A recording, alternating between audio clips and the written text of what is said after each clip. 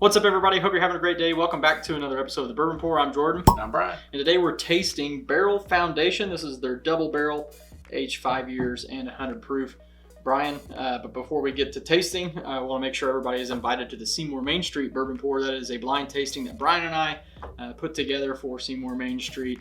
You can get your tickets in the description of this video. That's going to get you the 5 pours that are blind, dinner, silent auction, which includes a George T. Stagg and a whole Blanton set, among all kinds of cool things, as well as a visit from Stephen Whiskey. So hopefully you'll click on that link and join us. But Brian, I'm pretty excited about this because I have actually really not tasted much barrel stuff, and you actually told me about this one the other day. So. Yeah. So I saw this came out, and it's I've never owned a bottle of barrel. Yeah. I've had some of their offerings. Yeah. I've had people that have given me samples, but I've never. It's just not something that was. I don't know if it's just not around our area too much or what. It's coming through now, and you see it a lot more. It was really scarce there for a while. They had that one that was turquoise. Seagrass. Everybody's going crazy over that. And they're usually on the higher end, price-wise. So that's why I've kind of stayed away from them. And they put out so many different things. I think sometimes it can be a little overwhelming, a little what do I pick kind of thing. Right. And these guys are master blenders. Yes. So when you read what's in this, so they've got a blend of a Kentucky 8-year, an Indiana 5, 6, and 9-year, an 8-year Tennessee, 5 and 6-year Maryland barrels. So they've got a lot going on with this one. Obviously, it's a double barrel, double oaked, and let me see, it's kind of got some enhanced dark chocolate, leather, dried fruit, toasted marshmallows, and then 23% rye.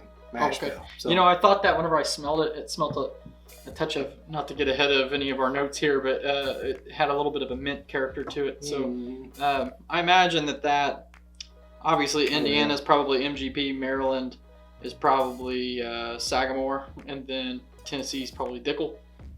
Who knows? That would make sense. Yeah. Who knows where Kentucky, what they're doing, but I don't know if they do Barton, or if they're there's a lot of places they can go. Now, are these guys? Have you heard any rumblings? They had their whole facility up for sale not that long ago. Can somebody comment what the latest is on that? I've not kept up with it, but or if you know. I don't know. No, I don't know. I had not. I think I did hear that, but I don't know if I know much about it. Everybody was freaking out there a few months ago. Yeah. Obviously, they're still putting stuff out, so they've righted the ship for at least now. So. That's right, and we're to benefit, right? They're in that category of the ones that could potentially get hurt because they're not producing and they're buying other products, which lends to be a little bit higher price. We'll see how that fares for them. But this one is in our affordable range. Yeah. This was $56. $57. Yeah, which is not bad at all. No, especially for a double barreled. Bourbon here that's 5 years. It's got an age statement, so I respect that. Yeah, you got that rye. You nailed that. It's definitely touch of mint. Yeah, a little mint and a little mint chocolate, almost kind of like a sweet. The rye smell is what I meant, not the rye, not the rye flavor. Yeah.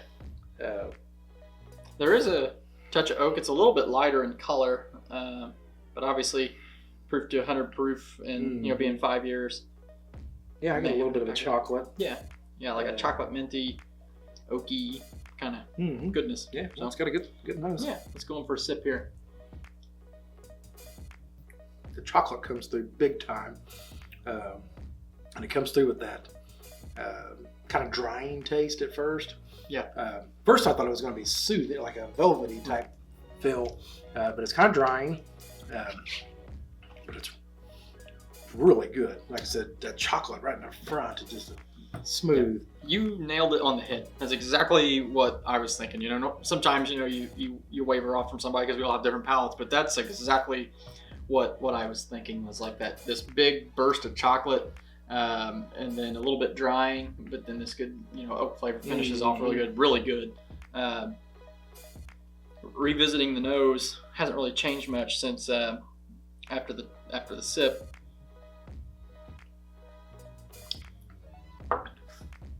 Man, and that chocolate note kind of lends really melds really well with the rye spice. Mm-hmm. It's kind of, they really go together throughout the whole palate. It's starting to burn all the way down now. Yeah. I'm getting a nice burn down into my neck and you're getting down my throat. You're getting a Kentucky, Indiana, Tennessee, Maryland hug there. Yeah. Takes a while to get there, but when it gets there, it does its job. Kind of has that the chocolate cocoa type taste, like not as strong as like the Chattanooga malted rye. But it's in that family. It's kind of has that. It leans towards that. That's really good. Yeah, this has got some good sweetness to it too. I think we kind of left that out a little bit. That like all of those notes are kind of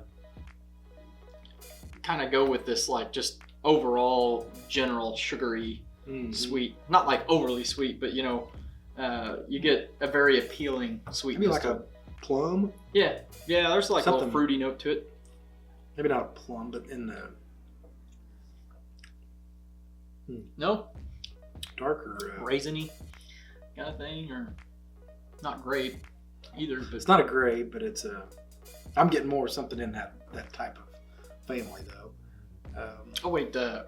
Rico, we tasted this Saturday with our buddy Rico. He said apricot. That might be it. There's like which is a little bit brighter note than like plum and all that, but I could see apricot. Mm-hmm. I love that burn, the rye spice burn that leaves and just lingers. I mean, it doesn't. I mean, it's a long lasting for only 5 years old. This is really good. Mm-hmm. I'm a buyer at this now. In this price range, you can get a whole host of bottles, so that's a pretty competitive price range. You think this would be in that upper tier? Well, and I keep on saying, I've said 5 years 3 times, but they have to say 5 years because that's the youngest bottle in the blend barrel that they have in the blend. Yeah, because they're the highest age here. There is some 9-year from Indiana. There's 8-year from Kentucky, 8 from Tennessee. But that 5-year out of Maryland, so. drops that age saving. Oh, good point. So the Maryland, I do pick up the Sagamore. Yeah, that little Sagamore kind of. Yeah, that cocoa taste from Sagamore. Yeah. Which I didn't realize. Sagamore does make bourbon. They just don't bottle it for themselves. Mm-hmm. Because I don't think there's any Sagamore bourbons out there. No, not that I'm aware of. So. If I'm ignorant on that, which probably am, just give us a comment. Speaking of comments, if you wouldn't mind, drop us a comment below if you had this bottle before and what you think of it. But I'm thinking this is a buy all day long at $56. I mean, definitely. I actually think that the proof on this is perfect. I think that rye spice would take over a little bit too much. So that right in there, right at 100, I think really does it well. All right. Yeah, that's phenomenal. Well, that's it for this video, and we're going to wrap this up the same way that we always do. And that is when you're with your family and your friends, always share your whiskey.